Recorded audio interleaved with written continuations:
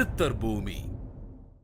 வணக்கம், நான் சாந்தகுமார், ஏஎல்பி ஜோதிடர், சென்னையிலேருந்து.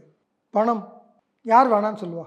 காசு, பணம், துட்டு, மணி கரெக்டாக எல்லாருக்கும் தேவை.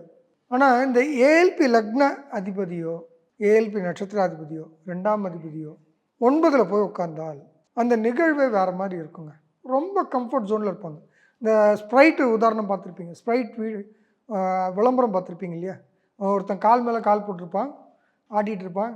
ஏண்டா இந்த வயசில் கால் மேலே கால் போட்டுட்டு ஆட்டிகிட்டு உட்காந்துருக்கியே, ஏதோ படிக்கலாம்ல, படித்து அதுக்கப்புறம் நல்ல உத்தியோகத்துக்கு போகலாம், உத்தியோகத்துக்கு போய் நல்லா காசு பணம்னு சம்பாதிக்கலாம், சம்பாதிச்சு காரு பங்களான்னு வாங்கலாம், வாங்கி கல்யாணம் பண்ணிக்கலாம், கல்யாணம் பண்ணி குழந்தை பெற்றுக்கலாம், குழந்தை பெற்றுக்கிட்டு அப்புறம் கால் மேலே கால் போட்டு உட்காந்துருக்கலான்னுவான்.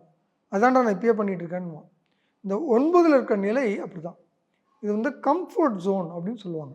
முன்னேற்றத்துக்கு தடையாக இருக்கிறது இந்த கம்ஃபர்ட் ஜோன். அதாவது happy for now, eager for more, இது இருக்கணும் வாழ்க்கையில் முன்னுக்கு வரணும்னா. இந்த 9ல் இருக்கவங்களுக்கு இந்த ஈகர்னஸ் இருக்காது. முன்னேறணுன்ற அந்த உந்துதல் அவசியம் இல்லாத தனத்தை தோணும் அவங்களுக்கு மனசில். இப்போ இந்த உந்துதல் கொண்டு வரதுக்கு அவங்க இந்த கம்ஃபர்ட் ஜோனை விட்டு அவங்க வெளியேறணும். 10ஆம் இடத்துக்கு 12ஆம் இடம், அதுதான் அங்கே விஷயமே. 9ன்றது தொழிலுக்கு மறைவான இடத்துல ஜாதகர் இருக்கார் அப்படிங்கிற நிகழ்வுனாலேயே அவங்களுக்கு வருமானம் கண்ணில் தென்படாது. அதனுடைய தேவையே இல்லாமல் தேவையே விரயம் பண்ணியிருப்பாங்க, அவசியம் இல்லாமல் இருப்பாங்க.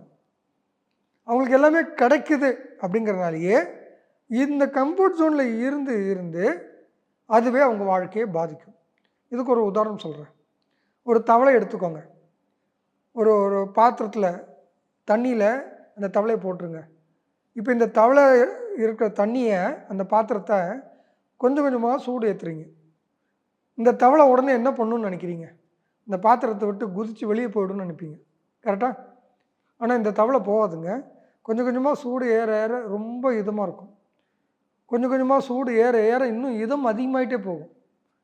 இந்த இதம் அதிகமாக அதனுடைய எனர்ஜி எல்லாம் ட்ரெயின் ஆகிட்டே இருக்கும்.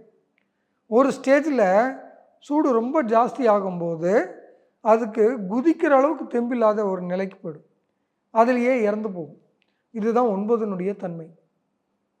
லக்னாதிபதி 9ல் இருந்தால் இந்த பாக்கியம்ன்றது ஏற்கனவே உழைத்து வைத்தனுடைய நன்மைகள் இருக்குது. குந்தி தின்றால் குன்றும் வாழும் சொல்லுவாங்கள்ல, அதுதான் 9. இந்த 9 ரொம்ப டேஞ்சர். நல்ல விஷயம், உங்களுக்கு ஒரு கம்ஃபர்ட் ஜோன் இருக்குன்றத அது இன்னும் முன்னேற்றத்துக்கு பயன்படுத்தணும். அப்போது உட்காந்து சாப்பிடக்கூடாது. சாப்பாடை உட்காந்து சாப்பிட்றத பற்றி பேசலை. எதையும் உழைக்காமல் மேற்கொண்டு முன்னேற்றத்துக்கு முயற்சி செய்யாமல் கிடைக்கும் வருமானமோ இல்லை வாழ்க்கையோ அது ரொம்ப தூரத்துக்கு உங்களை அழைச்சிட்டு போகாது அப்படிங்கிற நிகழ்வை புரிஞ்சுக்கணும். இப்போ இவங்க என்ன பண்ணுறது? இதுக்கு என்ன பரிகாரம்னா ப்ராக்டிக்கலாக பேசணும். சும்மா வந்து சாமி கோயிலில் போய் கும்பிடுங்க, ரொம்ப நல்ல விஷயம். 9ன்றது ஆன்மீகம், நல்ல விஷயந்தான். ஆனால் தன் இருக்கும் இடத்தை விட்டு நகர்ந்தால், ஏதாவது என்னென்னா கௌரவம்னு எந்த வேலைக்கும் போக முடியாது சூழ்நிலை. என் கௌரவத்துக்கு இந்த வேலை செய்ய முடியுமா அப்படின்னு கேட்குற நிலைமை இருக்கும். நான் எங்கள் அப்பா யார், அவர் பிள்ளையாக இருந்துட்டு நான் இந்த வேலைக்கு எப்படி போகிறது அப்படின்னு சொல்லுவாங்க, பேசுவாங்க. எனக்கு வர வருமானம் இது பத்தாது, நான் பண்ணால் இந்த வேலை தான் செய்வேன் அப்படின்னு நிற்கிறது. இப்போ இதுக்கு வந்து சரியான உதாரணம் இந்த பாஸ் என்கிற பாஸ்கரன் ஒரு படம் இருக்குது. நான் ரொம்ப ரசித்து பார்த்த படம். அந்த படம் இந்த சீன் பார்க்கும்போதெல்லாம் எனக்கு இந்த 9ஆம் பாவகம் ரொம்ப ஞாபகம் வரும். அதை சொல்லுவான், இந்த வேலைக்கு போவேண்டா, அது ரொம்ப ஒசரண்டா, இது ரொம்ப இருட்டுறா, இது ரொம்ப சூடுறா, இது ரொம்ப குளிர்றான்னுவான். எல்லாத்துக்கும் ஒரு காரணம் வச்சுருப்பான். இதுதான் கம்ஃபர்ட் ஜோன் சொல்கிறது. இந்த கம்ஃபர்ட் ஜோனை விட்டு வெளியில் போயிட்டாங்கன்னா, வேறு ஊருக்கு போயிட்டாங்கன்னா இந்த கௌரவம்னு பார்க்க மாட்டாங்க. 4 பேர் முன்னாடி கௌரவத்தை மெயின்டைன் பண்ண வேண்டிய அவசியம் இல்லாத நிலை இருப்பதாலேயே அவங்க உழைக்க தயாராகிடுவாங்க, முன்னேறத்துக்கான விஷயங்களை செய்ய ஆரம்பிச்சிடுவாங்க. அப்போது 9ன்றது ஒரு மாற்றத்துக்கான இடம். இந்த 9 இடத்தை விட்டு மாற்றினால் தொழில் மாற்றம் உருவாகி வாழ்க்கையில் முன்னுக்கு வர்றதுக்கு வாய்ப்புகள் ரொம்ப பிரகாசம். 9 நல்ல இடம், பணம் சம்பாதிக்கணுன்ற அவசியம் இல்லை. ஆனாலும் இடம் மாற்றம் உருவாக்குவதால் கௌரவத்தை விட்டு முன்னேற்றத்தை நோக்கி நகரக்கூடிய தன்மை கிடைக்கும்.